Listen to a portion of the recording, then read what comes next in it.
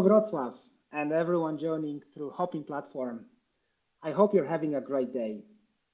My name is Marcin Misztal, and I lead Stripe's business in Central and Eastern Europe. Today, I'd like to tell you how forward-thinking companies are shaping the future of the digital economy. But before we talk about the future, let's have a quick look at the past. Over the last 25 years, we have seen tremendous growth in online economy. It has grown by over 1,500x. But still, in 2019, it corresponded to only 5% of the global economy. That means that 95% of our activity was still happening offline. And then 2020 came. Everyone knows what happened then. With lockdowns, we have seen the growth that we expected to see over the next years happening within months. A good proxy of that is how fast the e-commerce business has grown over the last year.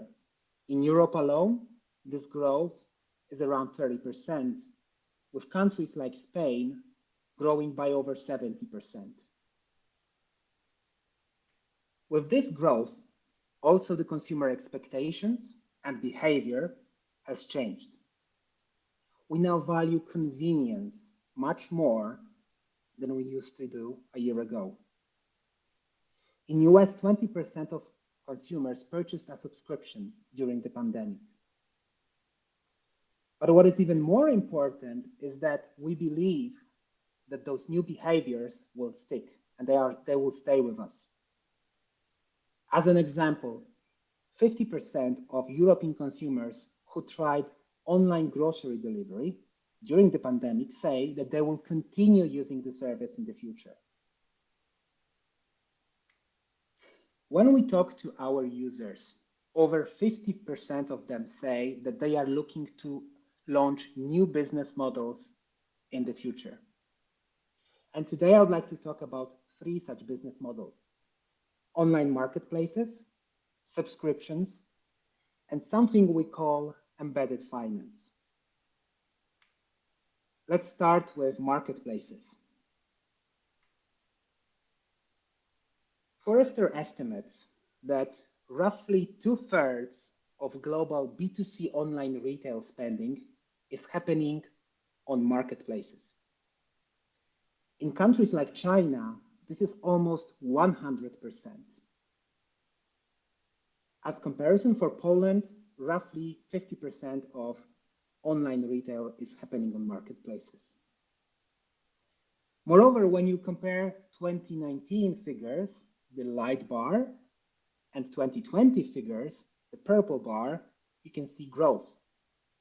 That means that marketplaces are growing faster than the remaining part of the online economy. And they are the driver of the growth. So it's not a coincidence that leading venture capital companies see marketplaces are as particularly interesting investment opportunities. Andrew Chen, general partner at Andreessen Horowitz, says that marketplaces are the single most compelling sector of the last few decades. And this is also reflected in funding rounds and in valuations. But what is a marketplace? It all started with pioneers: eBay, Allegro, Amazon. They have all perfected and are still developing the marketplace model in the retail space. But quickly, we have seen the next wave of marketplaces appearing. Those were developed by digitally native companies. Uber created a marketplace for drivers to move people around cities. Deliveroo created a marketplace for restaurants to offer a food delivery in cities. Instacart did the same for grocery delivery, and finally Booking.com for travel. But there is also the next wave of marketplaces, which are even more verticalized.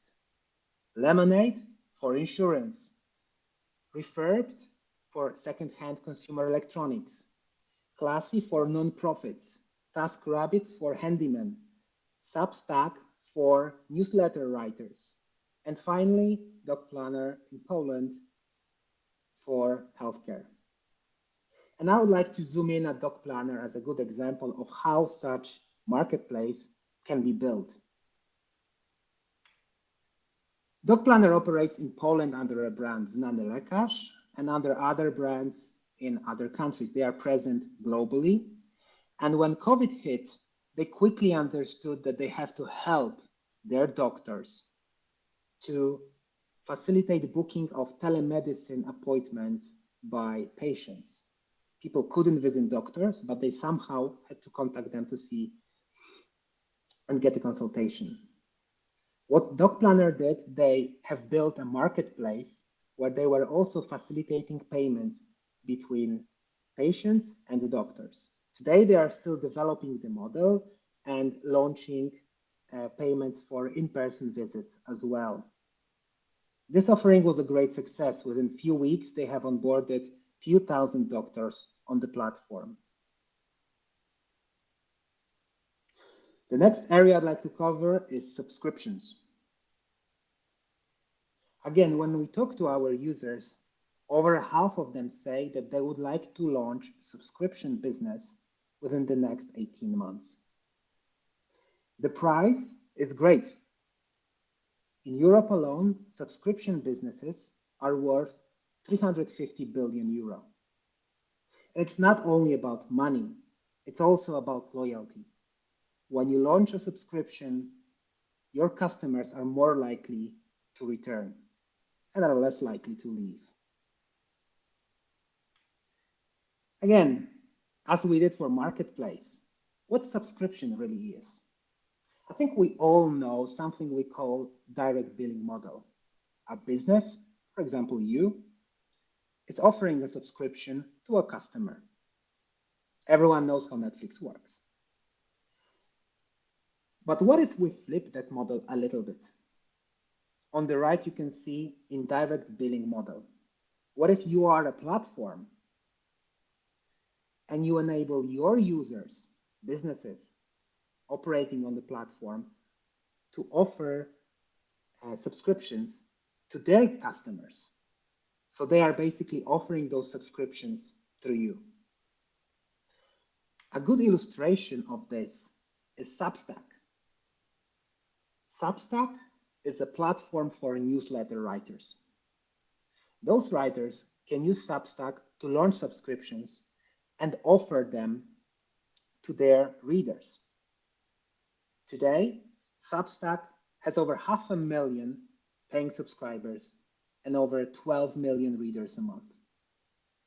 This is a great example how the subscription business can be taken to the next level. Finally, I would like to speak about the evolution of SaaS businesses. They were historically the pioneers of subscription businesses. Something we called SaaS 1.0 is a business which is billing their customers regularly through subscriptions. But this is just the beginning. We have seen companies moving to SaaS 2.0, and that is essentially adding payments as a next monetization area, offering processing payments on behalf of subscribers. An example of such offering is Shopify Payments. What they did, they allowed e-commerce merchants that create their online stores on Shopify platform to take payments through Shopify. Today, Shopify Payments represents for most of the revenue on Shopify, not subscriptions. But this is not the end of the evolution. With SaaS 3.0, we see companies adding something we call embedded finance on top of payments revenue and subscriptions revenue. What is embedded finance? This can be lending, issuing cards, physical or virtual, offering point of sales transactions, accelerating funds payouts, and finally offering a good old-fashioned bank account which binds all these services together. We see that platforms embedding financial products and services can increase their monetization potential. They offer a better product for their users, and they can grow their revenue per customer by 2 to 5x versus the SaaS 1.0 model. An example of such company is Shopify.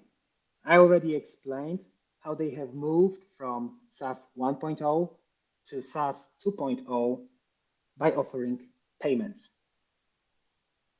Today, they are moving to SaaS 3.0 model. And here I have an example of Shopify Balance, which is a service through which Shopify merchants can open a bank account. They no longer need a bank relationship. They can get everything from Shopify. So why is a guy from Stripe telling you about all this? As a matter of fact, all these examples were users using the Stripe platform. And we are not only about payments. On top of payments, we have built business solutions that facilitate launching those new business models.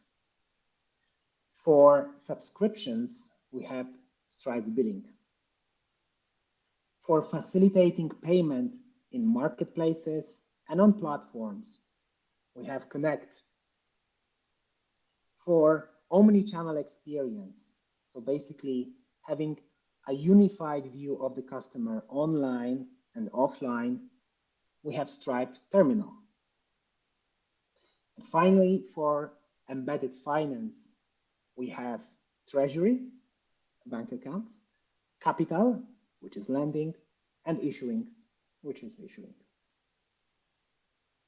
Our users are leveraging all these products to innovate and grow their businesses in the new digital age. If you would like to learn more, feel free to reach out to me at marcin@stripe.com. Thank you very much.